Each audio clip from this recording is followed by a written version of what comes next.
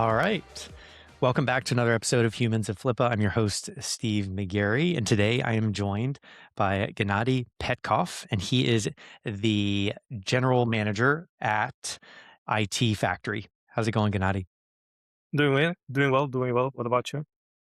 Doing good, doing good. I'm excited for this conversation because it's going to be unique, and we're going to be talking about the buy side. Normally on Humans of Flippa, we talk about the sell side, but this is going to be a cool, different take.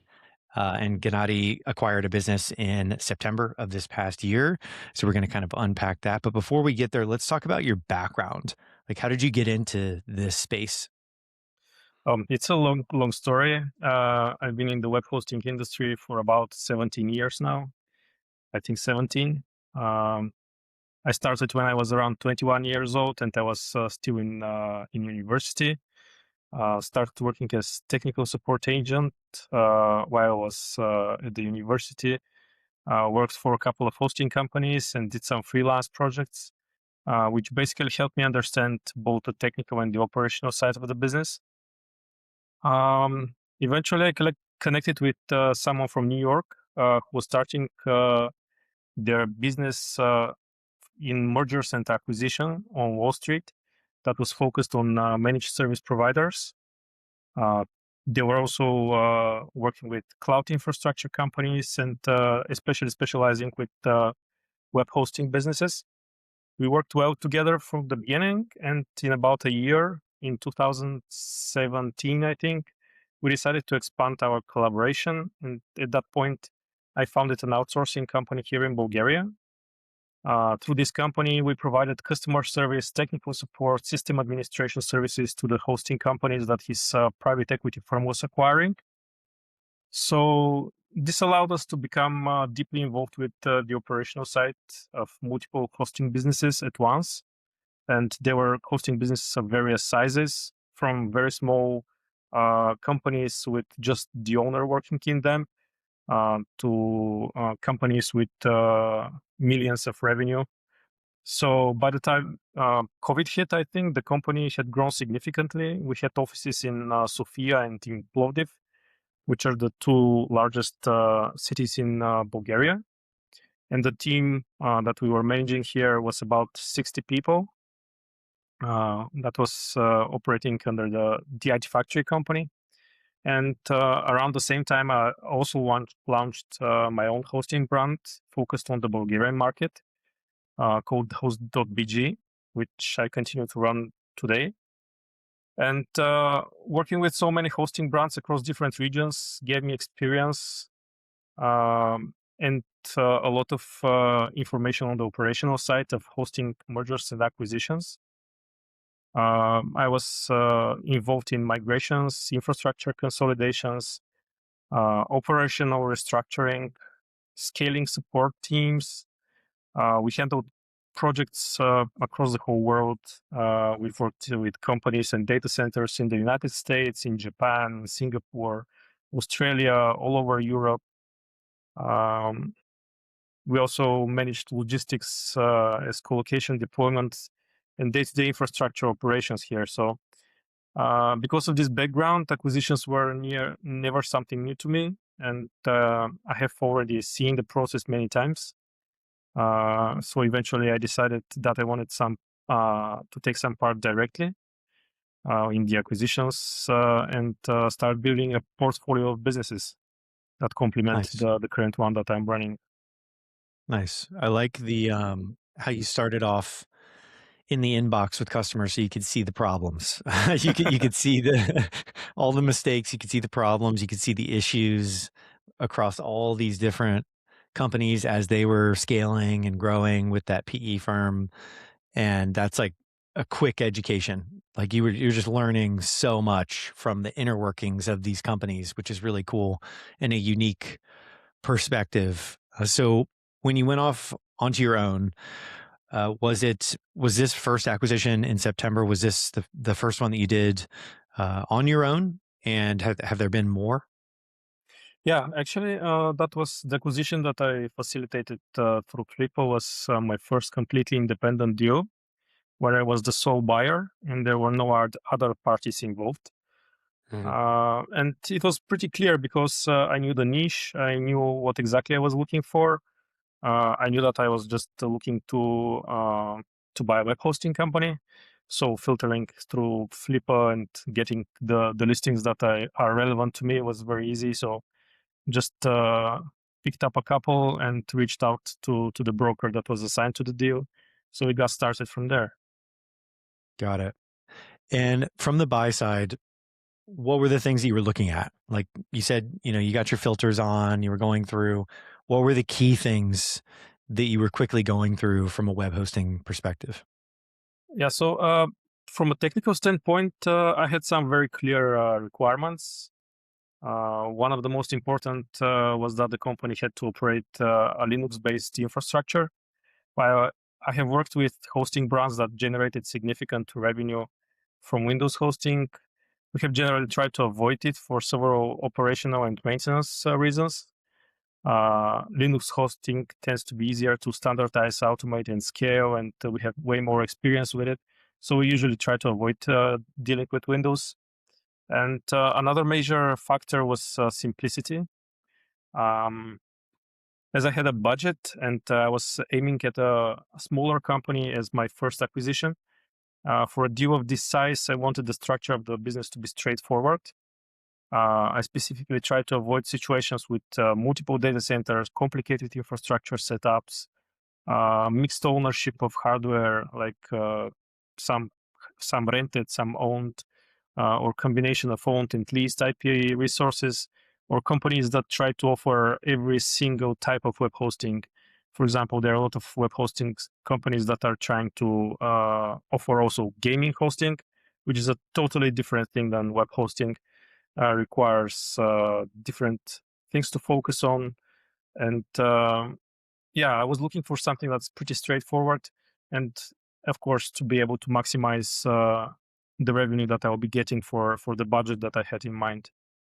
hmm Yeah, and I think when you were talking about going through Flippa and you have like your sort of checklists, um, and you said it was limit based. I think that's a really cool value there. That really the knowledge from the industry helped you understand that those were the things that you really wanted to look for. When it came to like the details, when you started getting into diligence, what are some of the things like people that are listening could learn from you in terms of how you went through the deal, the financials? What were some of the key things that you were looking for outside of the technical specs? Yeah, well, the deal was a bit specific. Actually, I think that every deal is specific. There is no deal like the previous one, but um, I was not only buying the assets of the company, but I was also buying the legal entity that was holding those assets. So that was a bit different than what we usually did when I was working with my previous partners. And it involved a lot of various points with the due diligence specifically. I had to hire a local law firm, of course, to do some basic checks on the legal entity, whether it owed any taxes, whether everything was paid. Of course, there's a lot of risk with doing that. Uh, and by doing that, I mean acquiring not only the business assets, but also the legal entity, because there could be a lot of issues with balance sheets and stuff hidden that you cannot really see unless you already have access to the company accountant. So there can be a lot of hidden underwater stones that you can trip on after you buy the entity. So with previous acquisitions that I have been involved with, we usually establish a new legal entity and we transfer all the assets to it, which is the cleanest way. But this particular company, it had a lot of specifics that finally convinced me to just buy the company. And I got to meet the old owners, and they were. Um, I wouldn't say that I'm very good at reading people, but they inspired confidence. So I decided to take a leap of faith and by also the legal entity that was holding the assets of the hosting company. Yeah. Yeah. And for everybody listening, I've gone through a stock purchase as well versus an asset purchase. And it is definitely a risk for sure. And for everybody tuning in, there is issues that can come up in the future. And like Gennady talked about, talking with accountants, lawyers, making sure that there's not back taxes or lawsuits or liens or anything like that. It's a whole different sort of structure, and there's benefits and and risks for sure. But I think that's cool that you chose that route. When it came to why they were selling, did you sort of figure out? You said they were really instilling confidence. What was their rationale behind selling the business? Yeah, their specific reasons for selling the business was that they were also in parallel running a web development company, and they were designing Mm, websites for clients. It was actually one of the sources how they got new clients for the web hosting business. And they just wanted to focus on the web development and spend less time on the web hosting. And it's like the clear story of just people exiting the industry. hmm And you said before, like you were currently operating a web hosting business before that you still are, and this new one. Have you merged them together? Are you keeping them separate? Are you cross selling? How's that work? Yeah. Well, as I mentioned, the company that I purchased is based in Croatia, and I'm based in Bulgaria. So my local hosting brand here is in Bulgaria, while this new company is Croatia. Some stuff need to be kept separate, but definitely a lot of consolidations need to be made so you can save a lot of money on scale. For example, consolidating the infrastructure.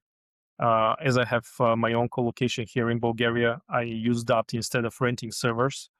The company that I acquired, they were renting servers for everything, including internal infrastructure.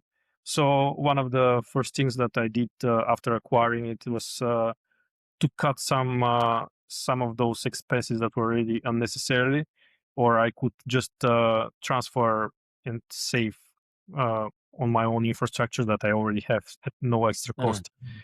There were a lot of internal stuff that we migrated right away after acquiring the company. Uh, of course, there's a lot of licensing involved in the web hosting industry. Uh, Saving from scale there is a thing, so we could save a lot of money on getting cheaper licenses from partner accounts, etc. So overall, we were pretty happy with the acquisition and the things that on day one we could do to improve and optimize the whole process and the whole operations. nice. And for Flippa, how did they help you? And then what was it like with the valuation? How did you approach the valuation? Yeah, so the valuations are pretty straightforward in the industry, and I know the multiples depending on the company size. Of course, those can be heavily influenced by company specifics.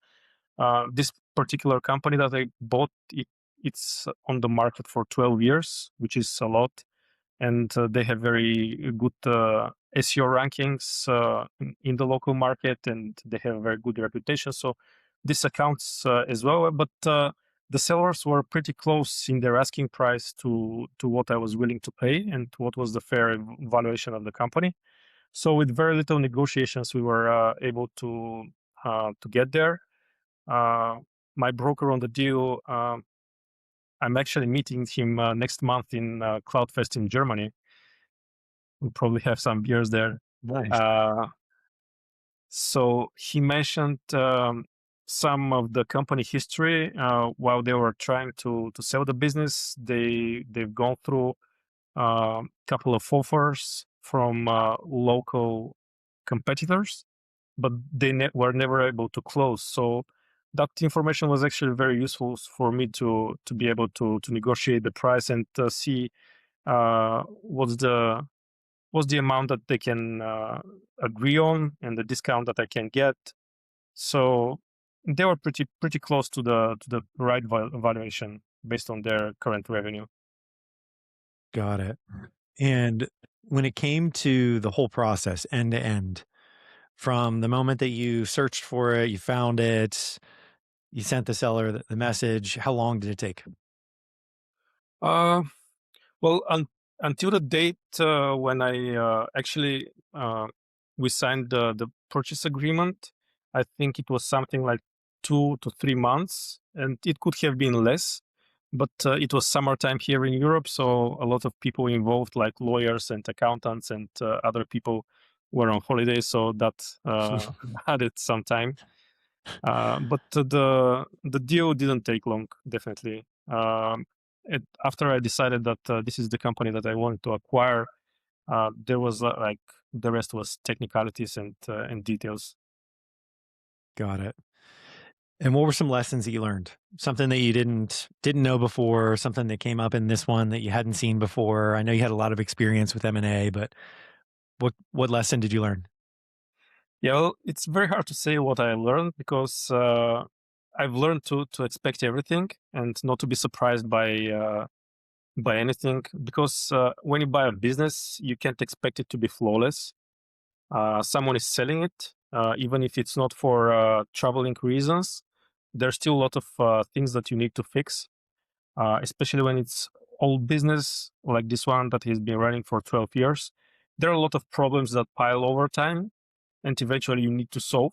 And that's actually where the value is in you solving those problems that the seller didn't want to deal with, or they just couldn't. So just to keep an open mind, to trust your gut, trust your instinct, never ignore your red flags. If you see something that you don't like, you definitely need to discuss it. During the due diligence process, I had a lot of conversations with Goran to address a lot of technical details and operational details that were not clear to me. After all, operating in a foreign jurisdiction can also be challenging because some stuff are done differently there than in your local one, and you need to account for or learn how things are handled there. But yeah, just keep an open mind, and yeah, there's nothing so dangerous about buying a company.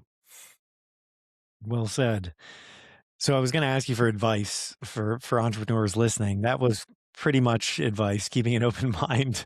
But is there any sort of any additional advice that you would share for people listening if they're thinking about buying, maybe even a web hosting business? What type of knowledge could you share with them?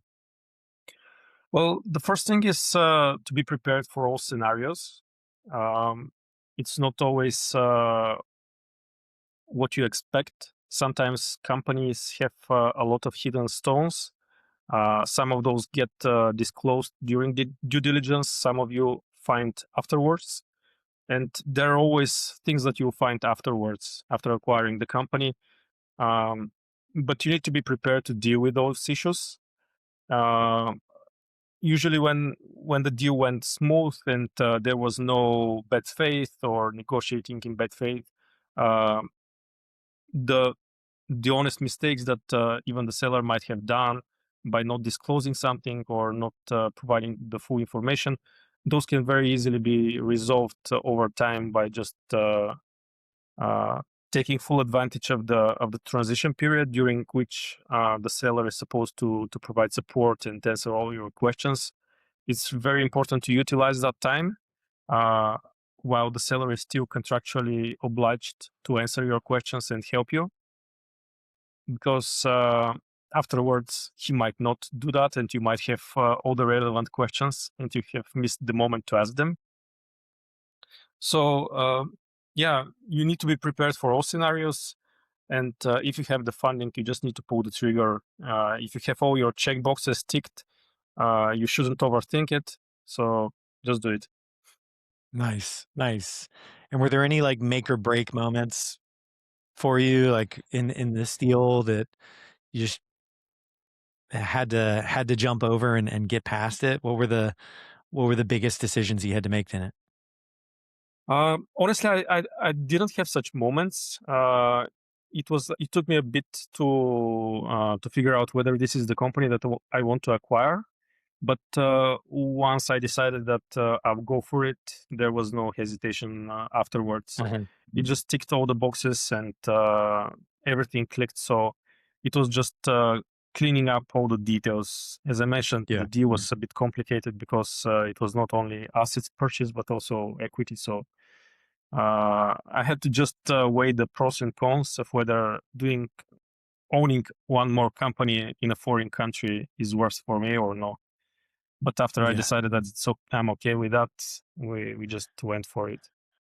Nice. And with the transfer of customers, like you'd mentioned that you had to cut over, you're renting space and then had to cut over to your own um, ability to host. What was that like with cutting over the customers and migrating over customers to yours? Yeah. So usually when we buy a company, we try to minimize any shocks that the customers might experience. There are various approaches that we take when we purchase a company. With some companies, we decide to announce it to clients. With some, we decide not to. With this particular acquisition, I decided not to announce it, not to send an email or reach out to all clients saying, "Hey, there's a new owner of the company," because literally for them there was no difference apart from the name of the person who owned the company. And we did everything we can and we could to improve their services, so they only see improvement and no degradation of service. Uh, Currently, we provide them with faster support, with better support. We introduced live chats that was previously not there. Response time to support tickets is less than 15 minutes at the moment. Um, we are running on more powerful servers. And with shared hosting, it's very easy to do migrations without the clients ever noticing that they're even being migrated. And of course, we are adapting to the type of clients that we're dealing with. Currently, the company client base is mainly of small business owners, which is perfect because that, for example, restricts the support times to usually business hours in Europe, which is perfect for us. We can share the support load of all the brands without having to keep more people on staff working extra hours or graveyard shifts, etc. Nice. That was what I was going to ask next was about improvements that you made. So it sounds like you got the live chat, you got the response times for support down to much faster. It sounds like you're using more serious servers to host everybody. So what are some things that that are listening? What are some things you would recommend people do in general for improving the business after acquisition? Well, definitely they need to first figure out what are the pain points of the business. One of the ways to learn that is to just understand the reasons why the seller is actually selling it. And if he has such pain points, you need to address them immediately. Um, and you need to definitely look into client feedback. With web hosting companies, it's very easy because you can just go through old support tickets and you can see what issues previously clients had, and you can just address those. Um, but yeah, definitely the clients need to see some improvement for you to be able to pick up and grow the business. There are a lot of risks, of course, involved. This is something that I didn't mention before, but during the due diligence, you definitely need to review the client structure, whether we have any clients that represent a very large portion of the company revenue. Especially with smaller companies, that could be a big problem. For example, if you have one client that represents 30% of the company revenue and he quits, that basically makes the deal unprofitable for you. So you need to account for such clients. Also, there's the old owners. The clients, especially of small brands, they hold some loyalty to the old owners. Some of the clients could also be their friends, their relatives, their business partners, and it's possible when you acquire the business, those people will leave with the owner, with the old owner. Uh, and this is also something you need to protect yourself against. Include some legal text in the APA, in the asset purchase agreement, some non-compete, etc., etc. Got it. Got it. And I agree. The smaller brand, little risk there, like key man risk, right? If they're the ones that are the face of the company or something like that, people could leave with them, which is definitely a risk. I guess when it comes to marketing, we mentioned briefly, a lot of people want to know about growth and marketing with post acquisition. You mentioned it already had a really good SEO footprint in the local market in Croatia. Have you done anything additionally in marketing wise since you took over? Yeah. So the first thing is that we took over some of their social media accounts and tried to develop them. This is something that they have neglected or they didn't look into over the years, and we're starting to grow their social accounts. Um, from a broader perspective, basically, we try to add to the brand awareness. We are growing our reviews. We're now introducing a new system. Whenever someone contacts us, he's afterwards asked for feedback and he's asked to leave a review. So basically, our brand is more popular when someone searches for us. He sees that a ton of people are left positive reviews. So that definitely helps in sales. And I think that with AI lately, reviews are really important for any online business Hmm. because I think that AI relies heavily on the reviews on Google and on TrustPilot. So we're currently working on some social media marketing, like paid ads and promotions. We're also looking into potentially some sponsorships and partnership programs that we can do with local companies that do website design uh, or that could basically be our resellers. And finally, looking into some networking events and basically being part of the IT community in the country where we can basically be a known brand. Cool. Very cool. I like the review piece. That's smart. With this business specifically, is it a long-term hold? Is it something you're going to sell? What are your thoughts? It's definitely a long-term hold. My long-term strategy is to develop my local Bulgarian brand while whenever possible expanding into other Central Europe or Eastern Europe countries. Because unlike the US, where the web hosting business is very saturated, uh, there's still very genuine niche opportunities here that a company can tap into. And by doing an acquisition, you can just jumpstart your presence in that country, like me with this country in Croatia.